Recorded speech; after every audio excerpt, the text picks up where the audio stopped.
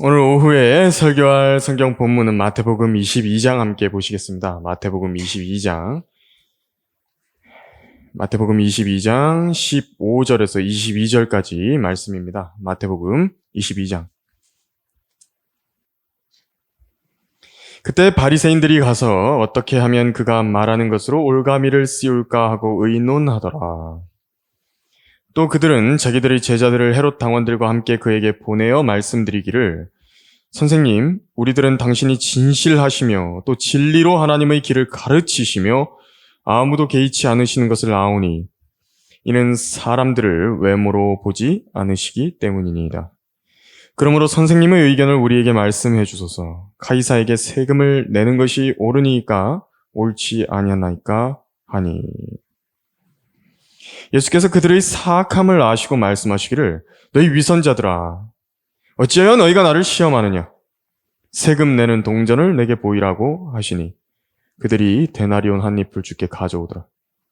주께서 그들에게 말씀하시기를, 이 형상과 새겨진 글이 누구의 것이냐고 하시니 그들이 카이사의 것이니이다 라고 주께 말씀드리자, 주께서 그들에게 말씀하시기를, 그러면 카이사의 것은 카이사에게, 하나님의 것은 하나님께 바치라고 하시더라. 그들이 이런 말씀을 듣고 놀라서 주를 떠나가더라. 잠시 말씀 위해서 기도하겠습니다. 주님은 참으로 위대하시고 지혜로우신 분이십니다. 주님은 지혜 그 자체이시고 지혜의 원천이신 분이십니다. 주님께서는 모든 것을 아시며 어떤 생각도 주님께 알려지지 않을 수 없음을 저희가 잘 알고 있습니다. 주님의 그 위대하신 능력과 이름을 찬양드립니다. 이 부족한 사람들은 주님의 자비를 바랄 뿐이고 주님의 선하신 손길을 바라볼 뿐입니다. 하나님께서 저희들에게 은혜를 베풀어 주지 않으셨다면 저희는 저희들의 죄와 위선 가운데서 파멸해야 마땅한 사람들인데, 하나님께서 어떻게 저희들에게 이 크신 은혜를 베풀어 주셨는지요. 이 시간에 다시 한번 모여서 하나님 앞에 하나님의 말씀을 들음으로 저희들에게 마음의 감화를 받을 수 있는 시간을 허락해 주시니 감사합니다. 하나님 아버지, 주님께서 이 본문에 계시해 놓으신 이 바리새인들의 위선을 저희는 잘 공부해 봐야 합니다. 또 잘 연구해야 됩니다. 그래야지 사람이 어떤 존재인지를 알고 또 내가 어떤 존재인지를 알고 잘 그런 위선을 예방할 수 있기 때문에 그렇습니다. 저희들에게 이 시간 지혜를 허락하여 주시고 성령 하나님께서 친히 이 말씀 한자 한자를 잘 가르쳐 주시기를 원합니다. 우리 주 예수 그리스도의 위대하신 이름으로 기도드렸습니다. 아멘. 오늘 오후 설교의 제목은 사람 속에 무엇이 들어있는지를 아시는 분이라는 제목으로 설교하겠습니다. 사람 속에 무엇이 들어있는지를 아시는 분. 바리새인이라 불리는 이름이 있죠. 이 바리새인이라는 이름 뜻을 알고 계십니까? 이 바리새인은요, 그 분리된 자들, 구별된 자들이라는 뜻입니다. 그 이름 뜻이요. 굉장히 경건한 그런 부류에 속하는 사람들입니다. 율법적인 경건주의 운동이 일어나면서 나온 사람들이 이 바리새인들입니다. 예수님께서 언제 태어나셨죠? BC 4년에 태어나셨죠? 그때로부터 약 160년 정도 전에 유래를 했습니다. 배경을 잠깐 이야기를 드리자면, 이스라엘이라는 그 나라가 있죠? 이스라엘이라는 나라가 있으면 거기 북쪽에 어떤 나라가 있습니까? 시리아가 있습니다. 시리아라는 나라가 이렇게 있는데, 이제 거기에서 그 시리아가 왕국이 힘이 셌습니다. 그래가지고 아래 이제 이스라엘 지방까지, 그 팔레스타인 지방까지 전부 다 이렇게 그들의 영향력 아래에 있었습니다. 통치를 했다는 얘기죠. 거기서 시리아에서 그 이름이 조금 어려운데 셀루쿠스라고 하는 왕조가 있었습니다. 그 왕조가 있었는데 거기에 한 왕이 나왔습니다. 여러분 이름 한번 들어보신 적이 있으실 건데, 안티오쿠스 에피파네스라는 왕이 나왔습니다. 안티오쿠스 에피파네스, 이 이름은 여러분들 좀 귀에 많이 익혀두시는 게 좋으실 것입니다. 여러 번 나올 것입니다. 성경 공부하면서. 이제 이 왕이요, 에피파네스라는 이 왕이 어땠냐니까 그리스 문화를 가지고요, 그때 이 셀루크스 왕조는 그리스로부터 나온 것이거든요. 그래서 그 그리스 문화 가지고 유대교를 말살하려고 그랬습니다. 그래서 유대인들이 지금 밑에 이스라엘 지방에서 막 살고 있고 예루살렘에서 성전도 있고 막 예배도 드리고 그렇게 하는데, 그런데 이 자가 유대교를 말살하려고 했는데 이 적그리스도의 예표로서 많이 언급이 되는 인물이 바로 이 에피파네스입니다. 안티오쿠스 에피파네스. 이 자가 어떤 일을 했냐니까요. 당시 유대인 성전이 있었는데요. 그 160년 전에, 예수님께서 태어나시기 160년 전에 어떻게 했냐니까, 그때 당시 스룹바벨 성전이죠. 거기다가 제우스 신상을 세웠습니다. 할례를 금지를 했고요. 율법을 연구하지 못하게 했습니다. 그리고 안식일을 준수하지 못하게 했습니다. 유대인들에게 불결한 음식을 강제로 먹였는데, 특히 돼지고기를 먹으라고 막 강제한 것입니다. 유대인들이 어땠겠습니까? 막 못 살겠다고 하는 것입니다. 도저히 참을 수 없다고 봉기를 일으킨 것입니다. 그때의 제사장 중에 하나인 이제 마띠아라는 사람이 있었거든요. 이제 그리고 그의 아들 마카비라는 사람이 있었는데, 이들이 이제 들고 일어난 것입니다. 이들이 유대 왕조, 새로운 유대 왕조를 세웠고요. 그 유대 왕조의 이름이 하스몬 왕조라는 왕조의 이름입니다. 그래서 유대 국가가 이렇게 생겨난 것입니다. 그런데 그때부터요, 그 그리스 문화에 대한 반대 운동으로 이제 바리새인들이 그때 이제 일어나기 시작했던 것입니다. 이 하스몬 유대 왕조가 한 100년 정도가 유지가 됐습니다. 그런데 이제 또 유지되다가 누가 나타나니까 그리스 시대가 가고 이제 로마가 또 온 것입니다. 로마가 정벌을 하러 다니는데 이제 이 유대 지방도 또다시 짓밟히게 됐습니다. 그때 이제 로마는요, 이 유대 지방을 자기들이 다 통치할 수가 없으니까 자기들 측근 중에서 왕을 한 사람 갖다가 탁 세웁니다. 에도민 중에 하나인 헤롯 대왕입니다. 그 사람이 헤롯 대왕입니다. 그래서 이 헤롯 대왕이요, 바로 그 헤롯 성전, 유대인들에게 성전을 지어줬던 바로 그 헤롯 대왕입니다. 그래서 본문에 나온 지금 헤롯 당원이라 그랬죠? 거기 16절에서. 거기 헤롯 당원은 헤롯 가문을 지지하는 지지자들을 말하는 것입니다. 그러니까 유대인 출신도 아닌 에돔인 헤롯, 그 율법에서 금지한 이방인 왕이 자기들을 다스리는 것을 지지한 사람들인 것인데, 그러다 보니까 이 바리새인들이 이들에 대해서 곱게 안 봅니다.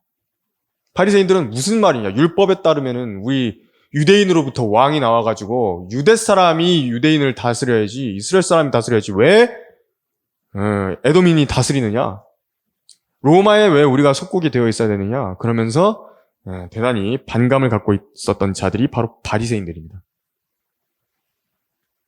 그래서 바리새인들은요, 이 헤롯 당원들한테 뭐라고 욕을 하냐면, 율법도 모르고 돈만 쫓는 매국노들이다. 너희는 이방 개들의 앞잡이다. 그렇게 심하게 욕을 했고요. 헤롯 당원들은 바리새인들한테 뭐라 그러냐면, 시대도 모른다. 이 모세 율법 타령만 한다. 너네는 그런 꼴통들이고 이 로마를 거스르면 다 죽는 것이다. 이 현실 파악도 제대로 못하느냐. 이 멍청한 광신자들이라든지, 헤롯 성전에는 빌부터 먹으면서 헤롯한테 은혜를 갚을 줄도 모르는 사람들이라고, 그렇게 서로 극렬하게 싸운 것입니다. 서로 막 진짜 엄청나게 막 그렇게 싸우고 서로 적대적으로 대하고 그랬던 것입니다. 근데 그런 사람들이요, 어쩐 일인지 지금 함께 왔습니다. 예수님께. 예수님께 올가미를 씌우려고 둘이 같이 온 것입니다. 그 둘이. 그렇게 싸우던 사람 둘이요. 싸우던 무리 둘이 같이 와가지고 예수님께 올가미를 씌우려고 했던 것입니다. 정치와 종교의 연합이죠. 그리고 또 서로 반대하던 자들이요, 하나로 함께 뭉쳐진 것입니다. 이것이 바로 에큐메니칼입니다. 하나님을 죽이기 위해서, 진리를 대적하기 위해서는 함께하지 못할 상대가 없다. 어제의 적이 오늘의 친구가 될 수도 있는 것입니다. 왜냐하면요, 예수님은 자기들의 정욕에 반대되는 독재자이시기 때문에 그런 것입니다. 그런데 이들은 지금 누구를 상대하고 있는지를 몰랐습니다. 진리 그 자체이신 분을 대적해서 이렇게 꼬투리를 잡아서 고발해버릴까 이렇게 생각하고 있는 것입니다. 당시에 지금 이들이 가지고 온 문제가 세금 문제죠. 근데 이 세금 문제는요, 당시 아주 예민한 문제였습니다. 왜냐하면 로마가 세금을 막 뜯어갑니다. 그런데 어떻게 뜯어가냐니까 그들이 보낸 총독들이요, 정해진 세금보다 더 취합니다. 자기들이 사익까지 거기다 플러스 해가지고. 그리고 거기서요, 세리들도 가세합니다. 세리들도 그 걷어야 되는 세금에서요, 사익을 취하려고 얼마 더 얹어가지고 이렇게 뜯어내는 것입니다. 일반 백성에게 과중되는 세금의 부담이 얼마나 심했겠습니까? 이 백성들이 이 문제에 대해서 얼마나 예민했겠습니까? 그래서 이들이 머리를 쓴 것입니다. 로마의 충성파인 헤롯 당원들을 다 함께 불러다 놓고, 또 로마의 반감을 갖고 있는 사람들도 다 불러 모아놓고 갈라치기 한 것이죠. 예수님이 어떤 결론을 내리신 것을 공개적으로 듣게 해가지고요, 백성들 가운데 소요와 분란과 폭력을 일으킬 수 있을 것이라고 생각했던 것입니다. 그리고 카이사에게 세금 내는 것이 옳습니까? 틀립니까? 옳지 않습니까? 라고 물은 것입니다. 만약에 예수님께서 여기서 세금 내는 것이 옳다고 말씀하신다라고 한다면요, 헤롯 당원들은 동의하겠지만 바리새인들과 일반 백성들은 당신은 율법도 모르느냐? 이방인 카이사를 지금 왕으로 인정하는 것이냐? 로마의 앞잡이냐? 백성이 얼마나 고통당하는지 모르냐라고 대적을 할 것이고요. 세금을 내지 말라고 말씀하시면요, 거기에 지금 헤롯 당원들이 와 있죠. 이제 그 당장에 예수님을 고발을 해가지고 로마의 반역자로 몰아버릴 것이고, 로마 총독이 바로 주님을 결박해서 처결할 것입니다. 그래서 본문에서는요, 예수님께서 어떤 진리를 제시하셔서 위선자들의 입을 막으셨는가를 보여주는 것인데, 우리도 이 본문 가운데 게시된 바리새인들이 위선적인 이유가 무엇인가, 이것을 살펴보면서 우리에게도 발견할 수 있는, 우리에게 적용할 수 있는 그 위선 예방 방법을 배우도록 할 것입니다. 바리새인들이 위선적인 이유 첫 번째로요, 사람을 두려워하면 진실을 마주하지 못합니다. 그래서 위선자가 됩니다. 사람을 두려워하면 15절에서 17절을 다시 한번 읽어보면요, 그때의 바리새인들이 가서 어떻게 하면 그가 말하는 것으로 올가미를 씌울까 하고 의논하더라. 또 그들은 자기들의 제자들을 헤롯 당원들과 함께 그에게 보내어 말씀드리기를, 선생님, 우리들은 당신이 진실하시며 또 진리로 하나님의 길을 가르치시며 아무도 개의치 않으시는 것을 아오니 이는 사람들을 외모로 보지 않으시기 때문이니이다. 그러므로 선생님의 의견을 우리에게 말씀해 주소서. 카이사에게 세금을 내는 것이 옳으니까 옳지 아니하나이까? 아니, 그 바리새인들의 제자들도 바리새인이긴 하죠. 그렇지만 여기서는 지금 제자들이라고 특정을 하고 있는 것을 읽어볼 수가 있습니다. 이들과 헤롯 당원들이 함께 주님께 왔습니다. 세금 문제가 진짜 궁금하든지 아니면 예수님과 진짜 싸우려고 왔든지, 할 거면 정정당당하게 본인들이 와가지고 하면 될 것이죠. 예수님께 공격당할 게 무서우니까 자기 제자들을 보냅니다. 사람들을 두려워하는 자들이라서 이런 위선을 부리게 됐습니다. 이 제자들 역시도 위선자들이죠. 예수님께서 위선자라고 찍어서 말씀하셨습니다. 자기들을 주관하는 바리새인들이 이미 예수님께 여러 차례 참패당한 것을 보았는데, 논쟁에서요, 참패당한 것을 보았는데, 자기들도 양심이 살아있다라고 한다면 그들이 속했다라고 하는 바리새인들의 위선이 무엇인지를 알고 그 무리처럼 예수님을 대적하기로 하지는 않았을 것입니다. 그러나 그들은 예수님께 올무를 거는 것에 자기들이 동조했습니다. 왜 그렇죠? 이미 자기 스승들과 운명 공동체입니다. 자기 스승들이 망하면요, 바리새인들이 망하면 나도 망하는 것입니다. 그래서 저희들이 명령을 받았으니까 링 위에 올라온 권투 선수처럼 떨리는 마음으로 주님을 대면하러 왔을 것입니다. 배우려는 척 왔죠. 진리를 알고 따르고 싶어하는 척 왔죠. 그렇게 속이기 위해 예수님께 왔습니다. 그리고 정중한 말로, 그럴듯한 말로, 아첨하는 말로 시작을 하는 것입니다. 예수님께서는 이들의 마음을 아셨습니다. 그래서 이 제자들이 가지고 온 세금 이슈, 이것을 역이용하셔서요. 그들이 얼마나 이 말을 하는 것이 그들 자신에게 옳지 않은 것인가를 보여주셨는데요. 어떻게 대답을 하셨냐니까 21절에 카이사의 것은 카이사에게 바치라 이 말씀을 하시는 그것만 해도 충분했을 것인데 이 말만으로 끝내지 않으셨습니다. 카이사의 것은 카이사에게 그 다음에 뒤에 첨언하시죠. 하나님의 것은 하나님께 바치라. 이 말은 주님께서 이들을 공격하기 위해서 하신 말씀입니다. 이들의 마음에 찔림을 주기 위해서. 하나님의 것을 하나님께 바치지 않은 위선, 그것을 아주 가까이서 보아왔던 바리새인들이 제자들의 그 폐부에다가요, 이 날카로운 칼날을 찔러 넣는 말씀이었습니다. 예수님께서는 앞서 우리가 함께 보았던 그 마태복음 21장에서부터 뭐라고 하셨냐니까 하나님께 마땅히 바쳐야 할 포도원 소출에 대해서 이야기하셨죠. 근데 이 농부들이 포도원을 가로챘다고. 도둑놈들이라고. 하나님의 것을 자기들이 마음대로 취해버린 것입니다. 이 자들이요. 바로 자기 주인의 소출을 도둑질했고 강도질을 해서 아들로부터 상속을 빼앗는 자들이라는 것을 그들은 예수님께로부터 자기들 말한 거란 걸 그걸 알아들었습니다.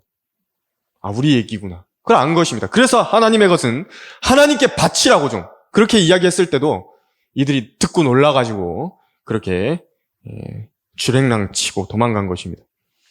예수님은 이 점을 그들의 세금 문제를 가지고서 역이용하셨던 것입니다. 이 바리새인들의 제자들은요, 손에 땀이 쥐어졌습니다. 이 동공은 커지고 몸은 떨렸을 것입니다. 그 자리에 더 이상 서 있을 수 없었고요.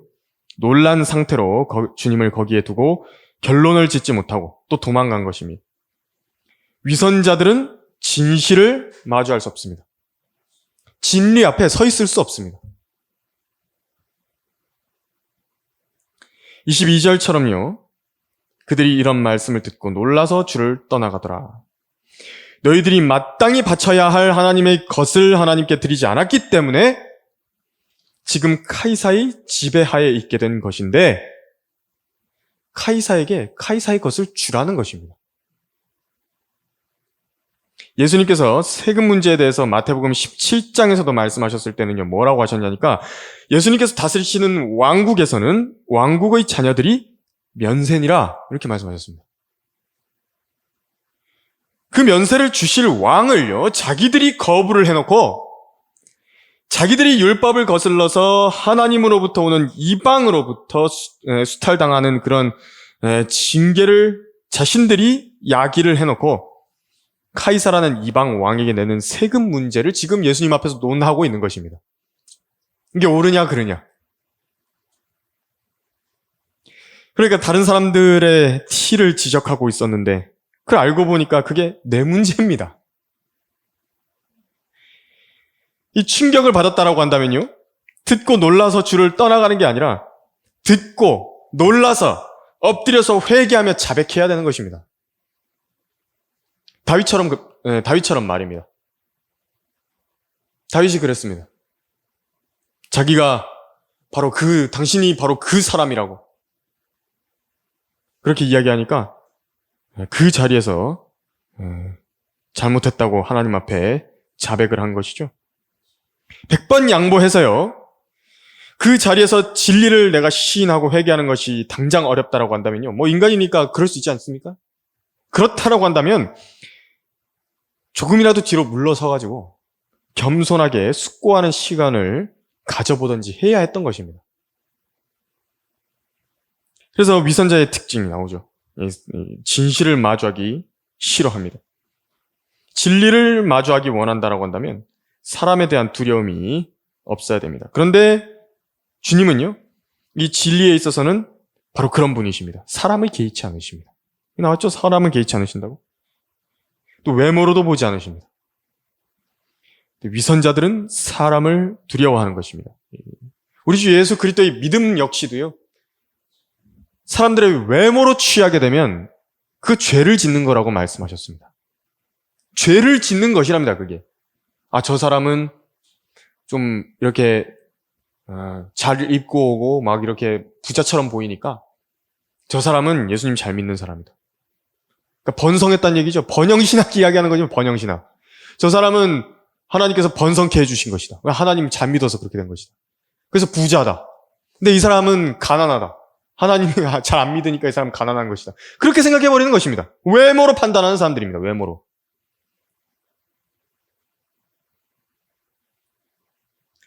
여기서 교훈을 받아본다라고 한다면요. 우리에게도 이런 위선적인 측면이 발견될 수 있습니다. 왜냐하면 이 사람의 옛 성품이라고 하는 것이 우리 안에 내재해 있기 때문에 그렇습니다. 그런데 진리를 마주할 용기를 내야 되는 것입니다. 자기가 직접 알아보는 사람이 바로 그 사람입니다. 어떤 문제가 있을 때에도 직접 알아보는 것입니다. 물어보고 당사자한테 직접 그렇게 해결하려고 하고 그것이 바로 용기 있는 사람이고요. 그것이 바로 위선자가 되지 않는 방법이죠. 사례가 나옵니다. 바리새인 중에도 있었습니다. 니코데모라는 사람이 그랬습니다. 이 바리새인이었죠. 예수님께 핀잔을 듣기는 했어도 그 스스로가 진리를 마주하기 원했던 사람입니다. 니코데모는 이스라엘의 선생이면서도 거듭남과 하나님의 나라를 모른다라고 예수님께 핀잔을 듣긴 했습니다. 그렇지만 위선자까지는 되지 않았습니다. 오히려 복을 얻어서 결과적으로 예수님의 제자가 된 것입니다. 우리도 주님께 핀잔 들을 게 얼마나 많이 있습니까? 주님께 핀잔 들을 거 많이 있습니다, 우리도. 예수님께 핀잔 들을 거 많이 있다고. 그런데 위선자는 다릅니다. 위선자는 저주와 화가 오는 것입니다. 핀잔 정도가 아니라요. 바로 하나님께서는 이런 사람에게, 이런 정직하고 순수한 사람에게 진리를 마주하게 하십니다. 이 사람에게 그 자신의 눈에 있는 들보를 보게 하시는 것입니다. 이것은 큰 복입니다. 정말 큰 복입니다. 평생 자기 자신한테 속임당하면서 살지 않습니다. 마음은 너무 편합니다. 가짜로 자신을 꾸미고요. 자기를 속이기 위해서 평생 거짓말하지 않아도 됩니다. 너무 쉽습니다. 너무 좋아집니다. 이런 사람의 복에 대해서 말하자면요. 선을 넘지 않습니다. 왜냐하면 자기 눈에 들보가 있는 것을 알기 때문에 선을 넘지 않는 것입니다. 그래서 여러 가지 판단에 있어서도 극단적인 정죄를 하지 않게 되는 것입니다. 바리새인들이 위선적인 이유 두 번째로 마음을 살피시는 분을 의식하지 않았습니다. 이들은. 예수께서 그들의 18절에 보시면요. 예수께서 그들의 사악함을 아시고 말씀하시기를 너희 위선자들아 어찌하여 너희가 나를 시험하느냐. 예수께서 그들의 사악함을 아시고 바리새인들이 왔습니다. 그래서 예수님에 대해서 객관적인 사실을, 진실을 먼저 이야기를 합니다. 위선자도 이렇게 할 수 있습니다. 위선자도 그 사람의 입에서 객관적인 사실과 진실과 진리가 나올 수 있다고. 이렇게 17절에서 뭐냐니까 첫째로 선생님 불렀습니다. 선생님. 예수님은 선생 맞으시죠? 그러나 너희는 랍비라 불림을 받지 말라. 이는 너희 선생은 한 분, 곧 그리스도요. 너희는 모두 형제이기 때문이라. 마태복음 23장 8절에서 또 바리새인들이 뭐라고 하냐니까 당신이 진실하시며 라고 했습니다. 맞죠? 예수님의 이름 자체가 진실이시고요. 그분은 진리이십니다. 나는 길이요 진리요 생명이라. 또 내가 하늘이 열린 것을 보니 흰말이 보이더라. 그 위에 앉으신 분은 신실과 진실이라 불리며 의로 심판하고 싸우시더라. 또 바리새인들이 뭐라고 말했냐니까요. 진리로 하나님의 길을 가르치신다라고 했습니다. 또 아무도 개의치 않으시고요. 사람들을 외모로 보지 않으시는 분이라고 했습니다. 틀린 말 한마디도 없는데 주님의 평가가 어떠냐니까 사악하다. 너희 위선자들아. 그분은요, 그들이 왜 이런 말을 하면서 다가왔는지를 알고 계셨기 때문에 그렇습니다. 이 마음에 감추어둔 왜라는 이유가 예수님께서 얼마나 중요하게 보시는 평가 지표인지를 알 수 있습니다. 그것이 아첨인지 아니면 진짜 경배인지 알고 계신 것입니다. 사람은 이 마음을 볼 수 없죠. 그래서 사람이 사람을 속일 수는 있습니다. 그런데 예수님 앞에서 속일 수 있는 사람은 아무도 없습니다. 그래서 사람의 속에 담긴 것과 겉으로 나타나는 말을 다르게 할 때에 그 사람이 아무리 사실을 말한다고 해도요, 속에 있는 것 때문에 위선자가 될 수 있고 저주의 대상이 될 수 있는 것입니다. 나 주는 마음을 살피고 나는 속을 시험하며 그 사람의 행위와 행실의 결과대로 각 사람에게 주노라. 에레미야 17장 10절 말씀입니다. 주이신 예수님 그분이 얼마나 무서우신 분이신지 성경은 말씀하고 있는 것입니다. 요한복음 2장 24절에서 25절까지 뭐라고 말씀하셨냐니까, 그러나 예수께서는 그들에게 자신을 맡기지 아니하시니 이는 주께서 모든 사람을 아시기 때문이더라. 또 사람 속에 무엇이 들어있는지를 아심으로 누가 사람에 관하여 증거하는 것도 필요로 하지 아니하시더라 라고 말씀하셨습니다. 정말 무서운 것입니다. 진짜 무서운 말 아닙니까? 내 생각을 다 알고 있는 사람이 있다. 내 마음의 계획을 다 알고 있는 사람이 있다. 정말 무섭지 않습니까? 예수님 당시에 옆에 있었던 사람들이 무슨 어떤 생각을 하고 있는데, 예수님 당시에 예수님이 그 생각을 다 알고 계신 것입니다. 도대체 뭘 숨길 수 있겠습니까, 그분께? 근데 더 무서운 건 뭐냐니까요? 이제 우리 안에요, 예수님께서 그분의 영으로 내주하신다는 겁니다, 우리 안에.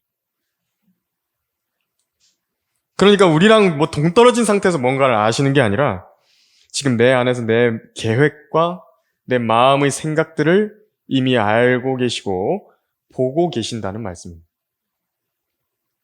그래서 여러분들, 그렇기 때문에 사람 바라보지 마시고 하나님 앞에 순전하십시오. 가정이든 직장이든 교회든 어디서나 우리 마음을 꿰뚫고 계신 분이 지금 내 마음의 생각들을 기뻐하실까? 내가 육신적인 생각으로 하나님과 원수된 것은 아닌가? 그 문제를 우리는 잘 살펴보고 있어야 됩니다. 이 겉으로 드러나는 어떤 행동들도 여러분이 하나님을 의식하여서 선하게 행한 일들이 있죠. 또 하나님을 사랑하고 그분의 명령대로 행하겠다는 그런 순수한 마음으로 했다라고 한다면요, 두려워하지 마십시오.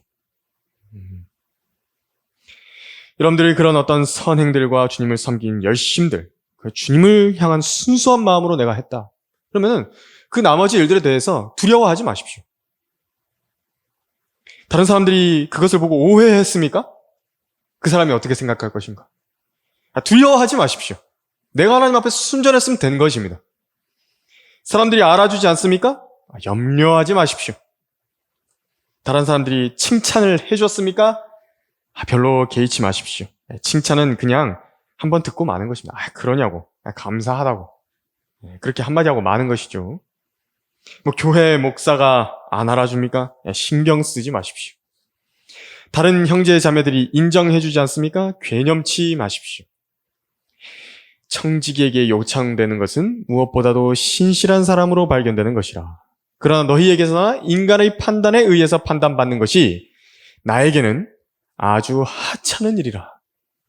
실로 나도 나 자신을 판단하지 아니하노라. 그리고 하나님을 믿으십시오.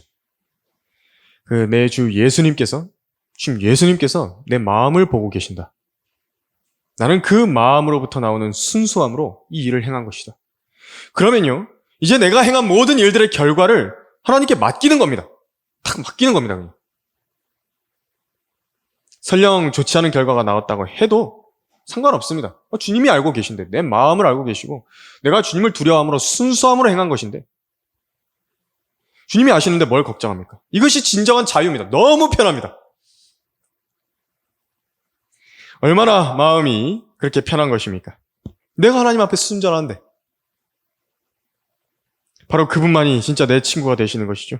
그래서 그분께 내 속에 있는 일들을 나는 다 말씀드릴 수 있습니다. 어떤 현실적인 필요가 있거나 원하는 것이 있다라고 한다면 직접적으로 말씀을 드리는 것입니다. 대충 주님 이거 아시죠? 이렇게 하면서 말씀 안 드리고 얼버무리지 말고 그걸 말씀드리는 것입니다. 직접적으로. 어차피 그분은 아시기 때문에 그런 것이죠. 그래서 혼인이 필요하다. 내가 혼인하게 해달라고 말씀드리는 것이고, 어떤 직장이 필요하다. 직장 필요하다고 말씀드리는 것입니다.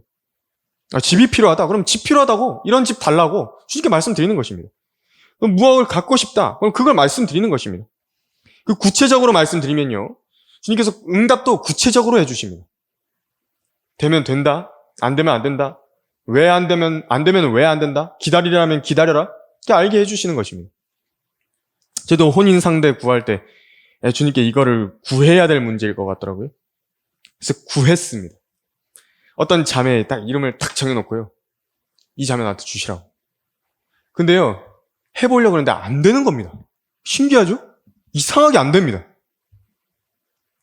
그런데 안 되는 이유를 나중에 시간이 지나서 아는 것입니다. 이 사람이 이랬구나. 주님께서 딱 보호해 주신 겁니다.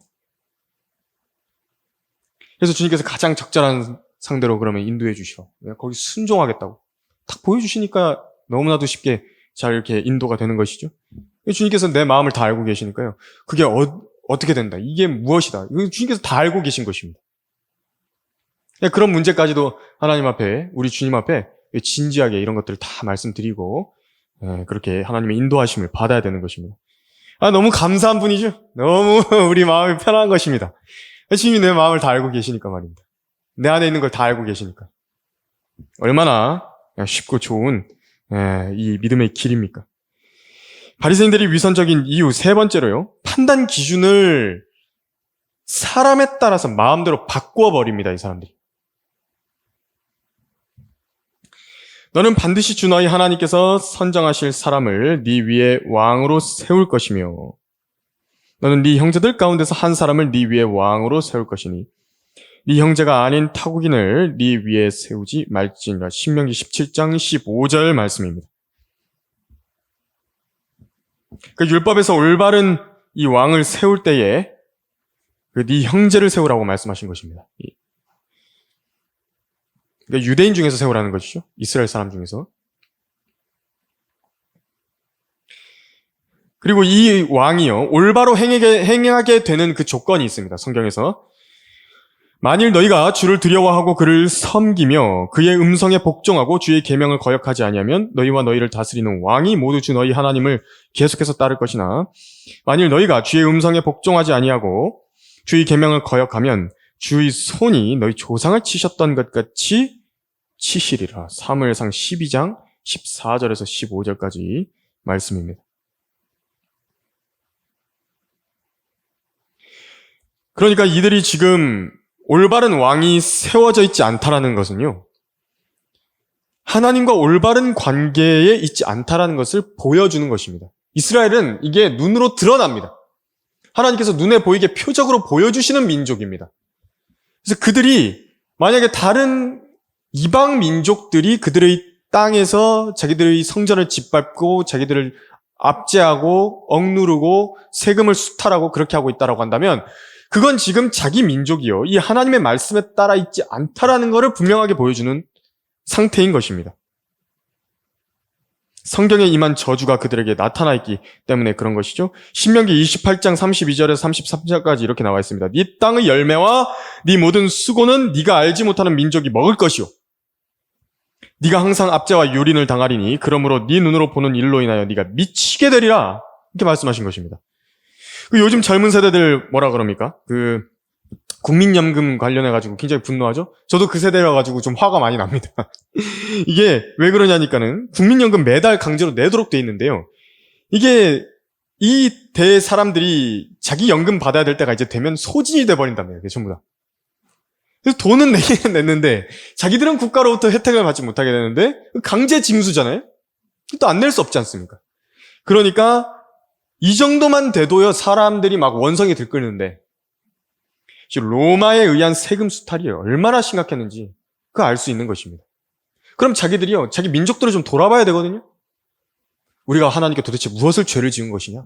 하나님께서 왜 도대체 우리를 구원해 주지 않은 것이냐? 그러고 납작 엎드려가지고 하나님 우리를 용서해 주시라고 그러고 회개해야 되는 것인데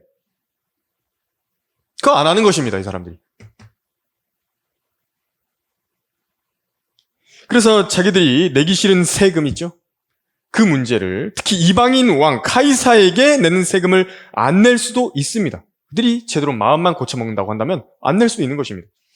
왜냐하면 하나님과의 관계가 올바로 회복이 되면요, 하나님께서 그 세계 정세를 바꿔버리십니다. 그래서 이스라엘이 그 수탈에서 벗어나게끔 만들어버리시는 것입니다. 그런데 이들이 그렇게 하지는 않고요, 자기 유익에 따라서 하나님의 말씀을 그저 이용의 대상으로만 삼아버리는 것입니다. 그래서 막 판단 기준을요, 하나님의 말씀을 사용해가지고 막 이렇게 적용했다가 저렇게 적용했다가 막 이상하게 자기들 마음대로 적용을 해버립니다. 어떻게 했는지 한번 보십시오. 바리새인들끼리 막 있으면요, 바리새인들이 어떻게 하냐면 로마는 대적해야 될 존재들이다. 율법에 따르면 그들은 이방인들이고 이방인 왕을 우리에게 세워서는 안 된다. 우리 세금 내면 안 된다. 세리들은 세상에서 가장 나쁜 상종 못할 인간들이다. 그렇게 이야기를 한 겁니다. 자기끼리 모여있으면. 그런데 예수님을 죽일 때 어떻게 합니까? 빌라도 앞에 가가지고는 이들이 뭐라 그러는지 아십니까? 카이사 외에는 우리에게 왕이 없나이다. 요한복음 19장 15절에서. 이들은 직접적으로 자기들이 왕으로 카이사를 인정한 것입니다. 공개적으로요. 율법을 완전히 폐기해버렸죠. 네 형제가 아닌 타국인을 네 위에 세우지 말지니라 이렇게 돼 있는데, 심지어는 예수님께서 빌라도에게 신문당할 때에는 거짓 고소를 하기까지 합니다. 예수님이 카이사에게 세금 바치는 것을 금했다. 거짓말한 겁니다. 그럼 그렇게 카이사가 그들이 왕이라고 선언했으면요, 예수님까지 죽이지 않았습니까? 카이사가 자기들 왕이니까 우린 유대인의 왕 필요 없다고 카이사를 왕으로 인정하지 않았습니까? 그런데 그러면 카이사를 잘 따랐어야 되는데 AD 66년쯤 해가지고요, 로마에 반역합니다. 세금 문제로요. 유대 로마 전쟁이 일어나서 AD 70년에는 예루살렘이 완전히 함락이 돼버리는 것입니다. 그래서 우리가 여기서 알 수 있는 교훈이 있습니다. 이 위선자들의 특징은 하나님의 말씀까지도요, 두려움 없이 자기들의 이익 계산에 맞춰서 이용의 대상으로 사용합니다. 그래서 다른 사람들한테는 막 정죄하죠. 하나님 말씀 이용해가지고 하나님 말씀이 이렇게 돼 있는데 저 사람 보라고 이거 그렇게 안 한다고 그렇게 하면서 막 하나님 말씀 막 이렇게 쫙 다 뽑아가지고요, 그 사람 하나를 완전히 난도질하는 것입니다. 성경에서 막 이 구절에 해당되는 이 사람 못 지켰고, 이 사람 이거 못 지켰고, 이 사람 이거 못 지켰고, 이송 목사님 그렇게 이 욕하는 사람들도요, 딱 성경 펼쳐가지고 디모데전서 딱 펼쳐가지고요, 여기에 나와 있는 거 해당 사항 안 된다고 막 그러면서 막 사람을요 막 그렇게 갈기갈기 난도질하는 것입니다. 그런데 자기들의 어깨 위에는요 그냥 하나도 안 합니다. 다른 사람들에겐 지기 힘든 무거운 짐을 어깨 위에다가 탁 지워놓고요, 자기들은 별로 해당 사항 없다는 듯이 그렇게 하나님의 말씀을 우습게 여기는 것입니다. 전부 다 심판의 대상입니다. 그렇게 이야기했죠? 그럼 이제 그게 자기들의 기준이 됩니다. 하나님께서 그걸로 다 심판하시는 것입니다. 다 지으시는 것입니다.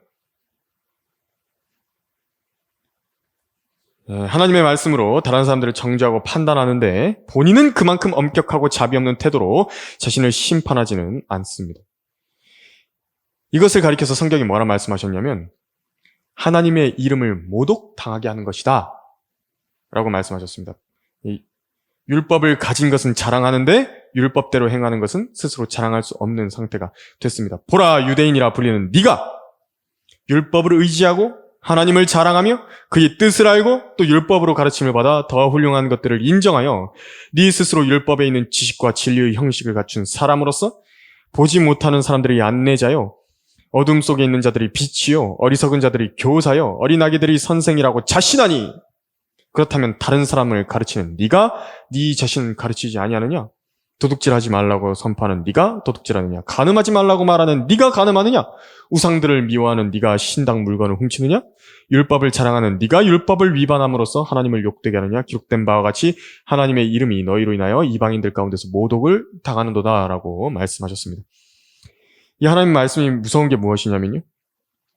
그렇게 아까 그 하나님 말씀 가지고 다른 사람들을 정죄하는, 그러니까 극심하게 이제 정죄하는 것 있죠. 그러니까 구체적으로 드러난 문제들이 있습니다. 그래가지고 그렇게 교회적으로 심판을 해야 되는, 교회적인 판단의 문제를 제외하고요. 개인적인, 인간적인 문제에 대해 가지고 이렇게 사람들에 대해서 이렇게 꺼내갖고 막 하나님 말씀 가지고 정죄하고 너는 상종 못할 인간이 막 그렇게 하면서 사람들을 깎아내리지 않습니까? 그러면요. 그 율법이 뭐 하는 것이냐면 율법은 정죄하기 위해서 주어진 것이거든요. 그 사람만 정죄하는 게 아닙니다. 이제 그 사람도 똑같이 그 율법이 죄에서요, 부족하면 정죄하는 것입니다. 율법은요, 한 가지만 어겨도요, 똑같은 사람입니다. 내가 간음하지 않았어도요, 살인했으면 간음자와 똑같은 죄인이 되어버리는 것입니다.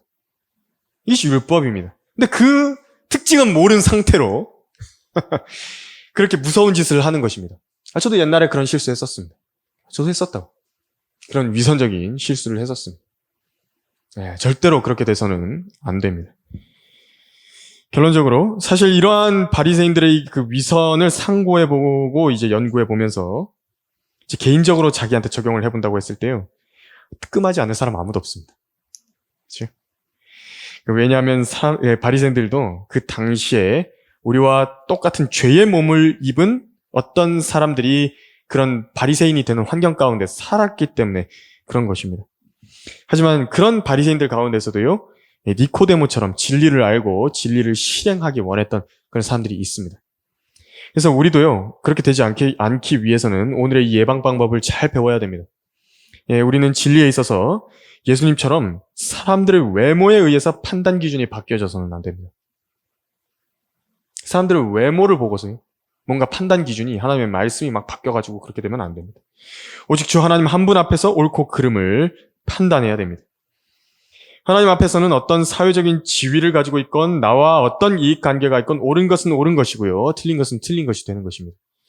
예수님께서는 그런 위선자들과는 전혀 다르셨기 때문에 올무에 걸리지 않으신 것이고 오늘과 같은 그런 지혜로운 말씀으로 이들을 이기신 것입니다. 우리도 마음을 살피시는 주께서 우리 안에 내주하고 계신 것을 늘 의식하여 가지고요, 위선자가 되는 모든 위험으로부터 스스로 잘 예방을 해야 되는 것입니다. 그래야 화를 당하지 않게 되는 것입니다. 기도하겠습니다.